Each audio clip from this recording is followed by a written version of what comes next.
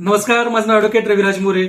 जर एखाद्या पुरुषाने एखाद्या महिलेला जर लग्न करण्याचं वचन दिलेलं असेल आणि जर तो आता लग्न करण्यासाठी नकार देत असेल तर त्या व्यक्तीवरती भारतीय न्याय संहिता सेक्शन 69 अन्वये गुन्हा दाखल होऊ शकतो.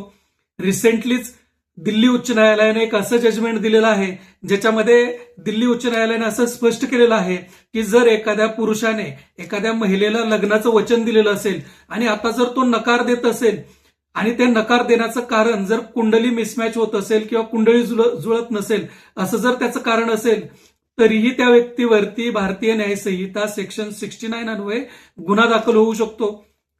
आणि या कायद्यान्वये या सेक्शन अन्वये जर गुन्हा दाखल झाला तर 10 वर्षापर्यंतच्या कारावासाची शिक्षा होऊ शकते. त्याचबरोबर द्रव्यदंडाचीही शिक्षा होऊ शकते. हा जो गुन्हा आहे तो कॉग्निझेबल ऑफेन्स आहे, म्हणजे दखलपात्र गुन्हा आहे. याच्यामध्ये पोलिसांना त्या आरोपीला अटक करण्यासाठी कोणत्याही वॉरंटची आवश्यकता नसते.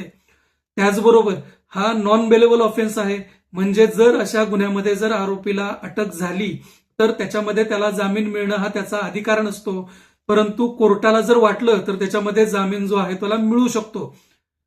कायदेविषयक माहितीचे व्हिडिओज मराठीमध्ये पाहण्यासाठी माझ्या युट्यूब चॅनलला सबस्क्राईब करा. भेटूया पुढच्या व्हिडिओमध्ये.